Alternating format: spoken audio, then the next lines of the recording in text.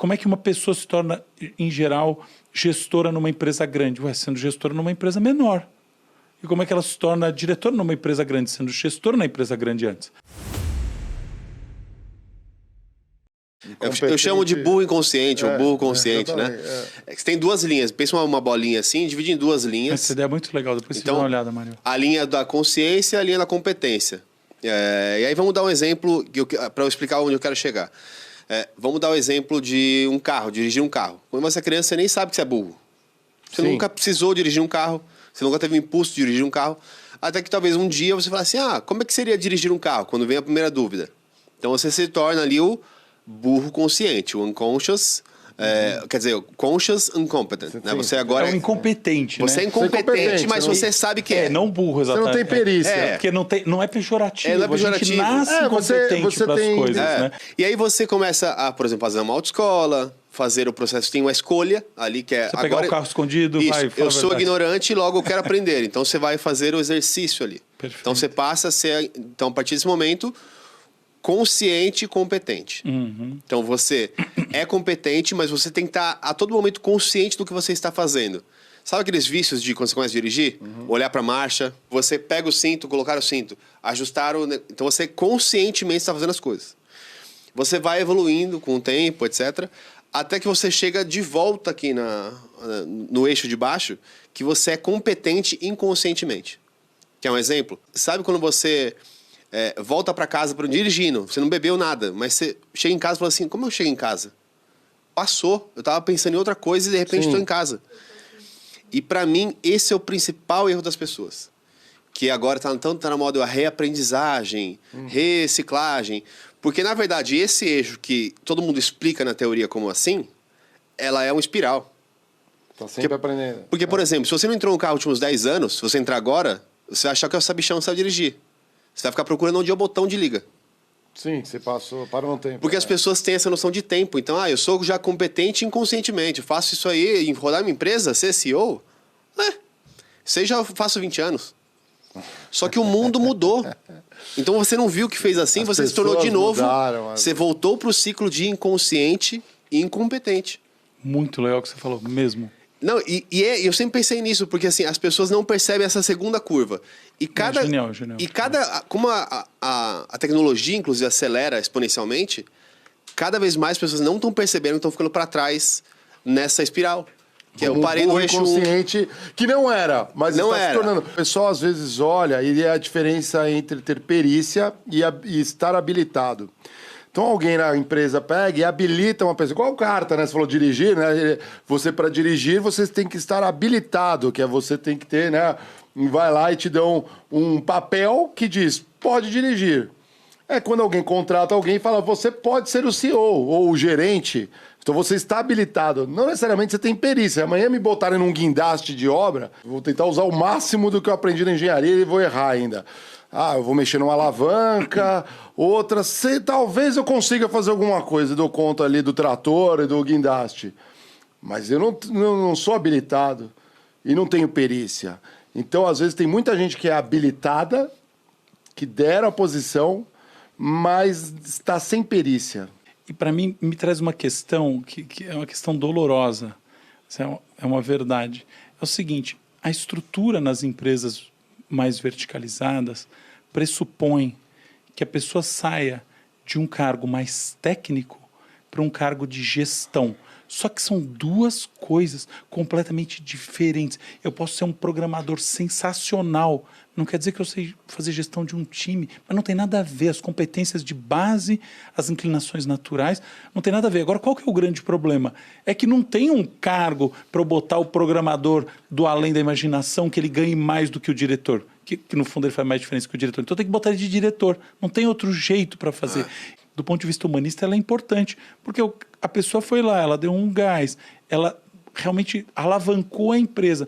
Qual que é o próximo, a coisa natural? Promovê-la. Isso é uma forma de recompensa dentro desse modelo que é absolutamente essencial para ele continuar rodando, para o modelo continuar funcionando, porque parte do incentivo para a pessoa dar esse gás todo é essa promoção, essa perspectiva de promoção, e do outro lado é uma recompensa de vida para essa pessoa também. que no final das contas é um ser humano, e a gente sabe que a teoria da firma do Ronald Coase de o nexo de contratos não vale mais, o que vale são o nexo de pessoas, não que não vale, mas enfim, o nexo de pessoas se sobrepôs, isso é ninguém, a teoria comportamental da firma é o paradigma, hoje em dia ninguém discute, mas enfim, qual que é o grande ponto? Quando a gente tem que fazer essa passagem por essas razões justificáveis, a gente cria esse problema de competência e de inclinação natural que vai muito na direção do que você está falando e é complementar, a verdade, ao que vocês dois disseram. Porque ela não é essa visão, engraçado, você trouxe essa visão muito do líder, né? O líder que ao longo do tempo vai perdendo essa capacidade crítica e vai se tornando incompetente no automático, por assim dizer, porque está achando que esse é o caminho e ponto final, que é o do dogmatismo, que é aquele que a gente está falando. E você trouxe um que eu acho também igualmente rico, que é esse da incapacidade de você trazer ao longo do tempo o know-how efetivo que faça jus à tal da posição que está sendo colocada dentro da instituição. Duas grandes verdades.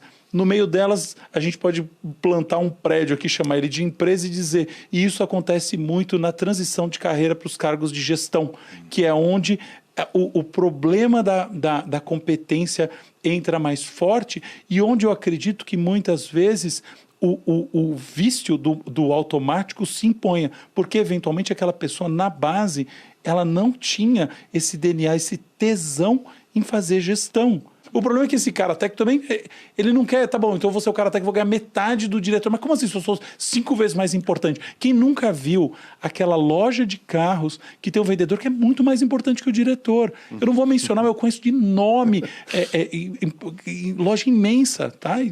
O vendedor mais importante que qualquer diretor, se a coisa fosse menos engessada, aquele vendedor deveria ganhar mais do que o diretor. Só que não é que menos engessada, é uma coisa muito mais complicada. Porque você faz isso, você gera um seu lema com os outros vendedores. Então, esse não é um problema fácil de resolver. Não é que ninguém pensou numa saída para ele. É que ele reflete dificuldade, vamos dizer, contradições intrínsecas ao modelo de verticalização profissional. Então, qualquer pessoa, tecnicamente, consegue saber o salário do diretor, do gerente, do vice-presidente, todo mundo. Então, o que antigamente talvez fosse uma coisa meio... mas eu não sei realmente quanto ele ganha. Agora, Google, você sabe quanto seu chefe ganha. Em cima disso, ainda tem o fato de que a gente está numa economia de status.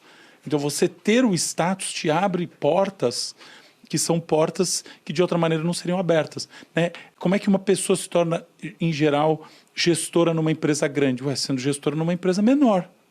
E como é que ela se torna diretora numa empresa grande, sendo gestora na empresa grande antes? Gerente? É assim que é.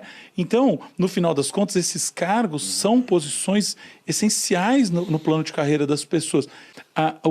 Não vou dizer o predomínio, mas esse crescimento assustador das empresas de estrutura flat. Para quem está em casa, flat quer dizer que ela tem poucos níveis hierárquicos em relação às empresas tall, que são as que têm alto nível hierárquico. Muitas startups estão adotando, né? Exatamente. Reflete isso. Então, qual que é a solução? A solução é o vendedor, o diretor, aqui não tem diretor, tanto faz. Essa é a solução. Resolvemos o problema, né? Inclusive, empresas que eu tenho, que eu sou sócio, né? Assim, as pessoas adoram querer me botar um cargo lá. Hoje mesmo eu vi um papel lá, a pessoa foi botar um negócio escrito que eu era o CEO, depois você tá louco? Eu não sou CEO de nada, sai fora. Pelo amor de Deus, não me dê um cargo. Mas por que isso? Eu queria usar o nome assim, para dar um peso. Para dar aquele peso. Alguém de marketing aí. Lógico. Eu sou presidente de conselho, de coisas. Não, mas não me põe... Porque eu não acho que isso é bom para as estruturas das empresas hoje em dia. Eu acho que a estrutura flat, na qual... o time é como se fosse um grupo meio Marvel, assim. Todo mundo. Liga da Justiça. Liga da Justiça. Ele tende a funcionar mais. E se a gente for ver essas grandes empresas hoje em dia que estão tendo super sucesso, falar mais nada, você sabe, você está imerso numa empresa que tem uma estrutura que vai nessa linha, que tem muito menos níveis hierárquicos do que a maior parte. Isso é uma fórmula vencedora hoje em dia.